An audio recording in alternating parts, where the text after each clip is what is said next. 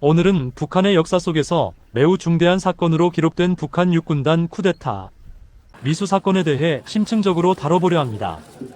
이 사건은 단순히 하나의 해프닝을 넘어 북한 체제의 취약성과 권력, 승계 과정의 불안정성을 적나라하게 보여주는 중요한 사례입니다.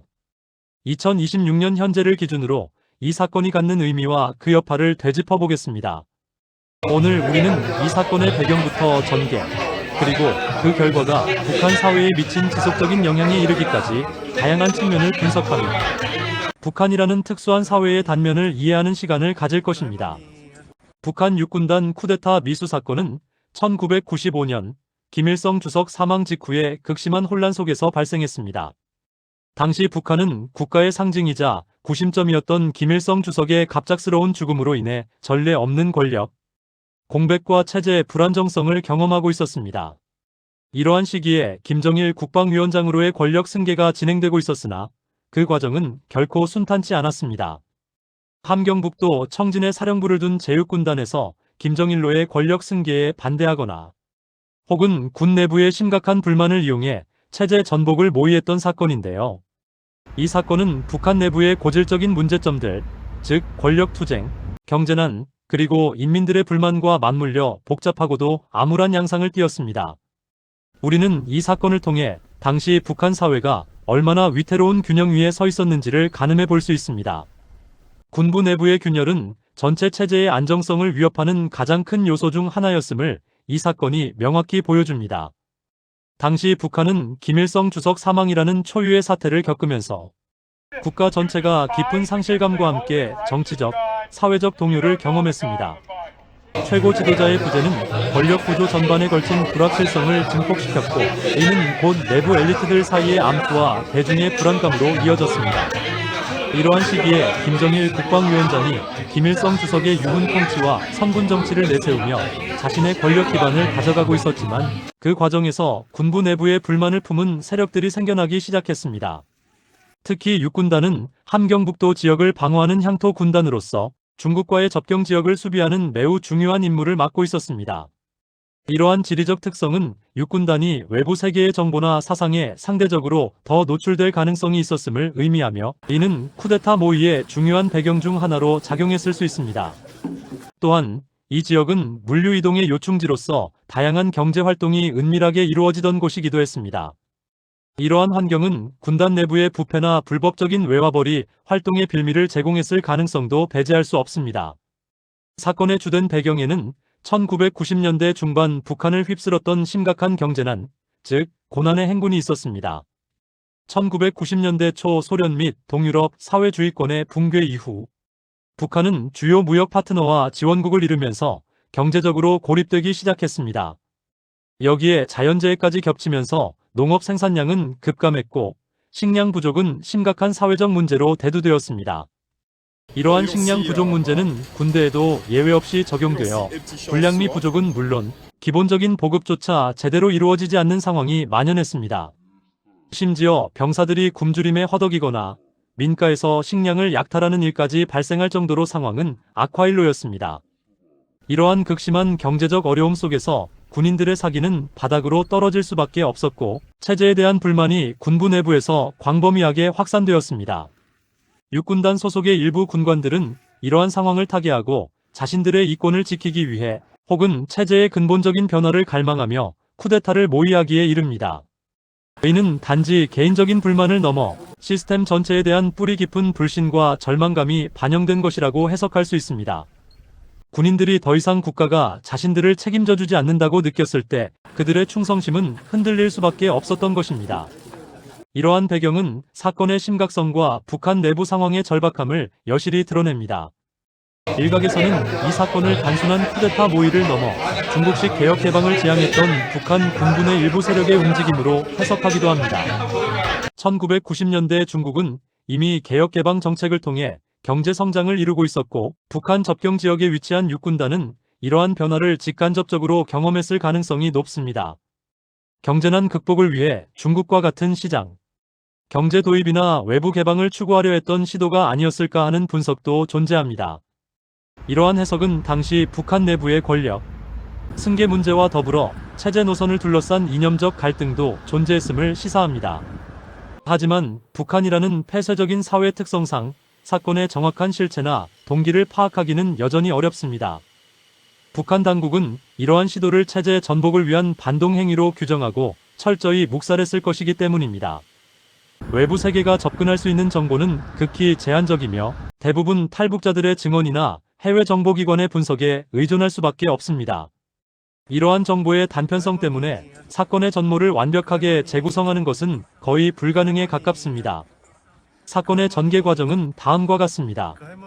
이름이 정확히 알려지지 않은 한 정치 장교, 주로 중장급 인사로 추정되는 인물이 체제 전복을 결심하고 쿠데타를 모의하기 시작합니다.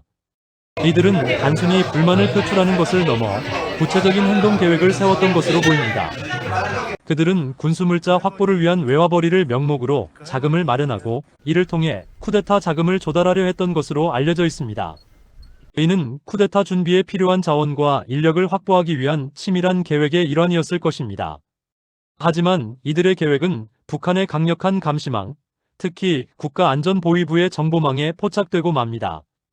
국가안전보위부 소속의 한 여성 정보원이 이들의 수상한 움직임을 감지하고 상부에 보고하면서 쿠데타 모의는 수면 위로 드러나게 됩니다. 이 여성 정보원은 당시 북한 사회의 특징을 고려할 때 상당한 용기와 기지를 발휘했을 것으로 추정됩니다.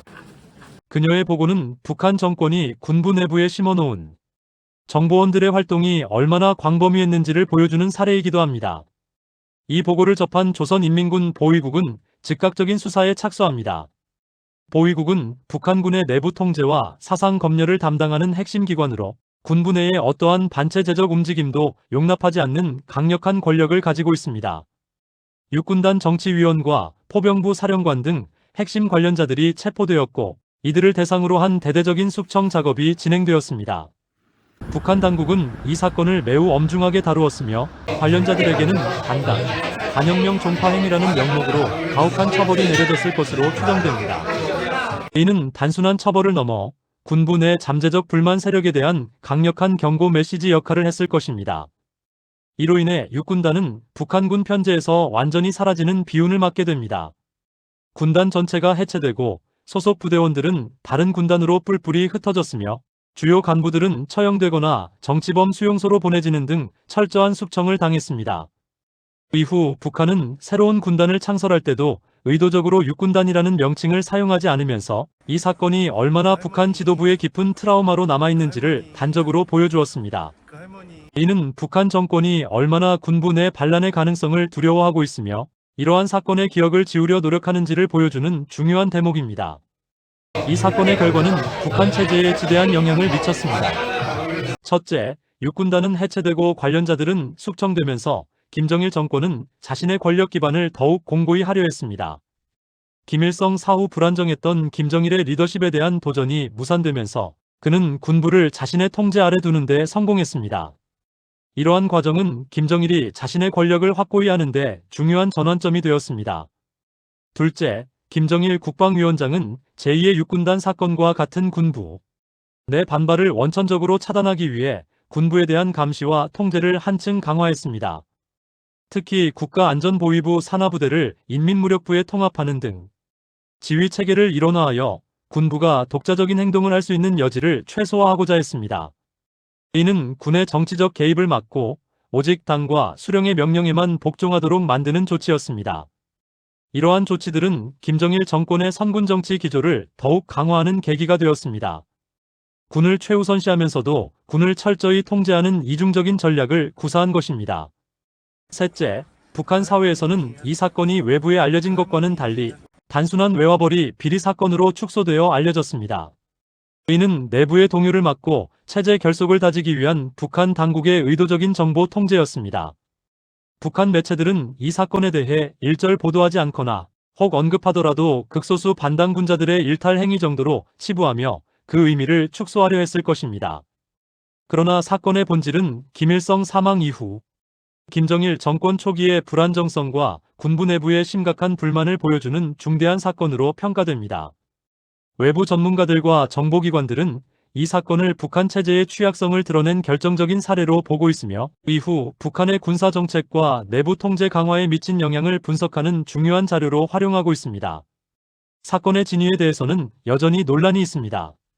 북한이라는 강력한 통제 사회에서 대규모 군단급 부대가 쿠데타를 성공시키는 것은 거의 불가능에 가까운 일이었을 것이라는 지적이 많습니다. 김정일 시대에 이미 군부에 대한 통제는 매우 철저했고 최고 지도자에 대한 절대적인 복종이 강요되던 시기였습니다. 일부 전문가들은 쿠데타 계획이 너무나도 비현실적이고 허술하여 실제 실행에 옮겨지기 전에 이미 발각될 수밖에 없었을 것이라고 평가합니다. 하지만 중요한 것은 실제 쿠데타의 성공 여부가 아니라 그러한 모의가 발생했다는 사실 자체가 북한 체제의 취약성을 보여준다는 점입니다.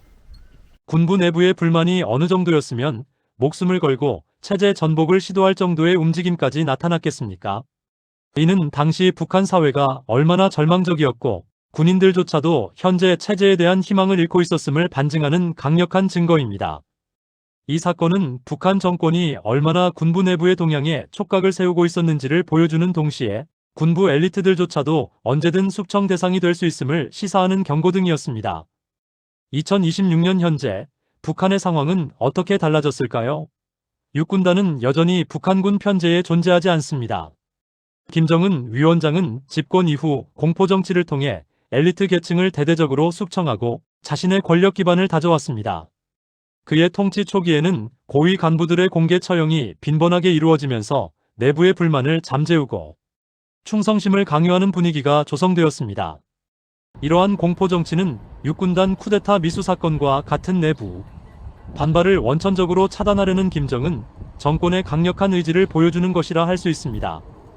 그는 아버지 김정일로부터 물려받은 선군정치 기조를 이어받으면서도 군부에 대한 통제를 더욱 강화하여 자신의 유일영도 체제를 확고히 하려 노력했습니다. 이는 군을 정치적 도구로 활용하되 군부가 자체적인 권력을 행사하지 못하도록 철저히 감시하고 통제하는 전략입니다. 현재 김정은 위원장의 경우는 6만에서 10만 명 규모의 군단급 조직인 호위사령부가 시설 등 외곽 경호를 담당하고 974부대로 불리기도 하는 노동당 중앙위원회 호위처의 특수요원들이 근접 경호를 담당하며 김 위원장과 일거수일투족을 함께하는 것으로 알려져 있습니다. 이러한 철통 같은 경호 체제는 과거 육군단 사건과 같은 내부 위협에 대한 북한 지도부의 끊임없는 경계심을 단적으로 보여주는 사례입니다. 최고 지도자의 신변 안전을 최우선으로 여기는 이러한 시스템은 북한 정권이 얼마나 내부로부터의 위협에 민감한지를 드러냅니다. 이는 김정은 위원장 스스로도 자신의 권력에 대한 잠재적 위협을 인지하고 있으며 이를 방지하기 위해 막대한 자원과 인력을 투입하고 있음을 의미합니다. 이러한 과도한 경호 시스템은 북한이 여전히 내부 불안정성을 안고 있음을 시사하는 중요한 지표이기도 합니다.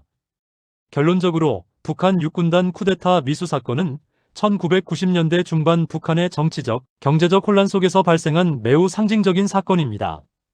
이 사건은 김일성 사망 이후 김정일로의 권력 승계가 순탄치 않았음을 보여주며 심각한 경제난이 군부에까지 미쳐 체제 불안정성을 야기했음을 증명합니다.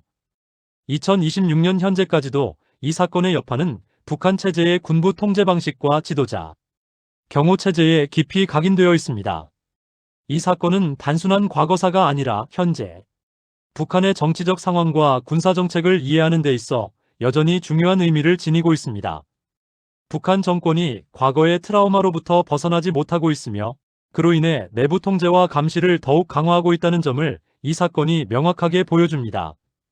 이것은 북한 사회의 미래를 예측하는 데 있어서도 중요한 단서가 될 것입니다. 북한 내부 정보의 접근 제한성 때문에 이 사건의 모든 진실을 파악하기는 어렵지만 분명한 것은 이 사건이 북한의 현대사에서 매우 중요한 전환점 중 하나로 기록될 만한 사건이라는 점입니다. 앞으로도 북한 내부의 변화와 권력 동향을 이해하는 데 있어 육군단 쿠데타 미수 사건은 중요한 역사적 맥락을 제공할 것입니다.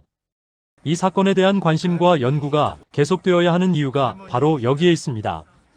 폐쇄된 사회에서 벌어진 일이라 할지라도 그 본질적인 의미와 파급 효과는 외부 세계가 북한을 이해하는 데 결정적인 역할을 할 수 있기 때문입니다. 우리는 이 사건을 통해 북한 체제의 특성과 취약성을 더욱 깊이 있게 들여다볼 수 있습니다. 오늘 준비한 내용은 여기까지입니다. 다음 시간에는 더욱 흥미롭고 유익한 이야기로 찾아뵙겠습니다. 감사합니다. 구독과 좋아요 부탁드립니다.